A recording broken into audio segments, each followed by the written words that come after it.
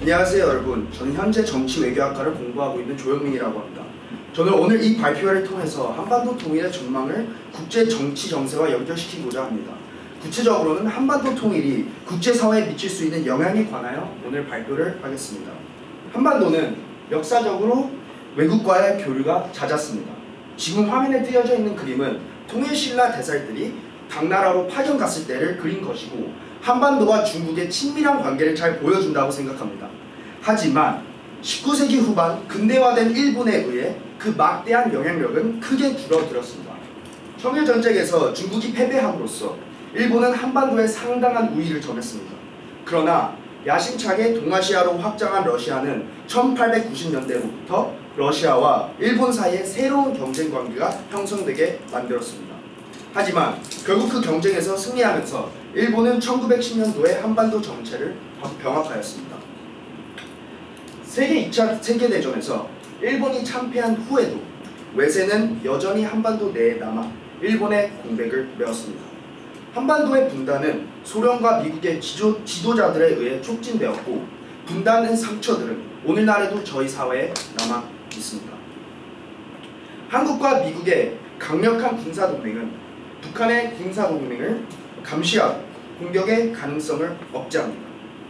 반대로 중국과 러시아의 정치적과 경제적인 자원들은 북한 독재 정권의 합법성을 제공하고 북한 경제를 간신히 존속시키고 있습니다. 그러므로 제 생각에는 여전히 한반도는 강대국들의 아래 있습니다. 이러한 복잡한 외교 관계들 때문에 남북 통일 문제는 남부 정부만으로 결정되기에는 어렵다고 봅니다. 사실적으로 한반도의 통일은 남북한뿐만 아니라 그 지역의 이웃 국가들의 세계 정치 환경에도 영향을 미치는 무수한 결과를 초래할 수 있기 때문에 그렇게 된다고 보지 않습니다. 본격적으로 얘기하기 전에 성공적인 통일이 이루어졌더라면 그것은 어떤 통일일까요? 첫째, 평화로운 통일.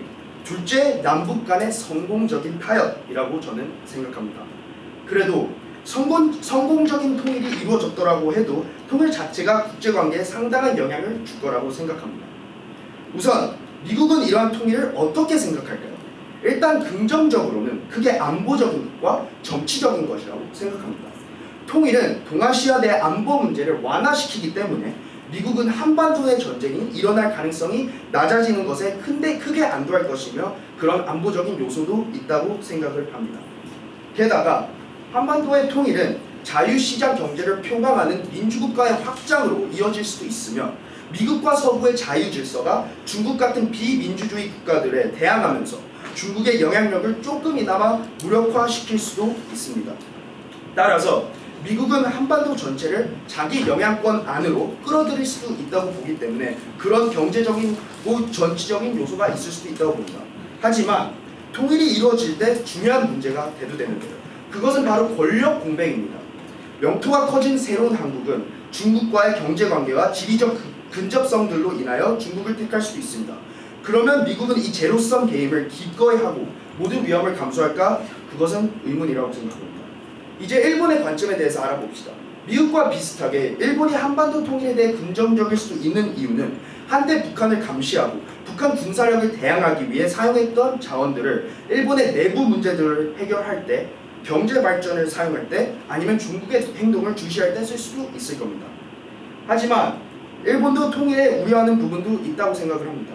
한반도의 통일에 따라서 한국이 더더욱 강해지는 것입니다. 북한의 풍부한 천연 자원들과 더불어 한국의 강력한 경제 및 기술의 기반으로 일본과 경제적으로 경쟁하거나 심지어 군사적으로도 경쟁할 수 있어서 일본으로서는 새로운 도전자, 새로운 보안 문제가 생길 수도 있습니다.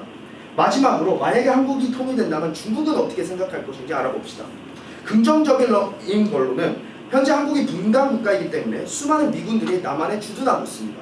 하지만 한반도가 통일된다고 하면 미군이 계속 주둔할 구심이 없어지면서 미국의 군사적 압박이 조금이라도 완화될 것이라고 생각합니다. 이는 중국이 지리적 근접성을 활용해 한반도 전역으로 세력권을 넓히는 데 많은 도움을 줄 것이라고 저는 생각합니다.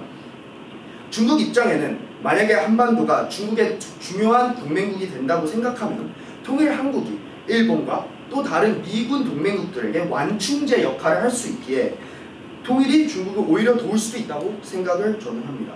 그런데 통일이 된다는 가정하에 중국이 한반도에 가까운 게 되려 중국을 해칠 수도 있다고 봅니다. 통일되는 과정 중에 있는 수많은 변수들 때문에 중국에 악영향을 끼칠 수도 있기 때문입니다. 또한 장기적으로 봤을 때 통일된 한국이 어느 강대국 편을 들 것인지도 모르기 때문에 이런 리스크를 지고 한반도 통일을 그냥 놔둘 것인지 저에겐 큰 의심이 된다고 생각합니다. 반면으로 보시다시피 한반도 통일에 의해 만들어진 권력 공백은 한반도를 미국과 중국이라는 두 초강대국 사이의 외교 전쟁터로 만들 것입니다. 중국과 같은 권위주의 국가가 글로벌 초강대국을 부상하면서 미국은 한반도에 미치고 있는 세계적인 영향력을 쉽게 포기하고 싶지는 않을 거라고 생각합니다. 반면 중국은 한국과 일본, 대만을 포함하는 동아시아의 미국 동맹국들의 위협을 느끼고 있습니다. 따라서 중국은 분명 한반도를 동아시아에서 미국의 군사력을 저지하기 위해 활용하기를 원할 것입니다. 그러므로 통일이 되면 동아시아의 중미 간 경쟁을 더욱 격화시킬까봐 저는 걱정이 됩니다. 제가 또 걱정하는 부분은 통일 한국이 두 초강대국 사이의 경쟁의 소용돌이에 휩싸일 수도 있다는 것입니다. 왜냐하면 한반도가 통일이 되면 중국과 미국은 더 많은 영향력을 행사하기 위해 경쟁할 것이기 때문입니다. 이는 이미 긴박해진 중미 관계를 고조시킬 뿐만 아니라 동아시아, 더 중요하게는 한반도를 불안정하게 만들 것입니다.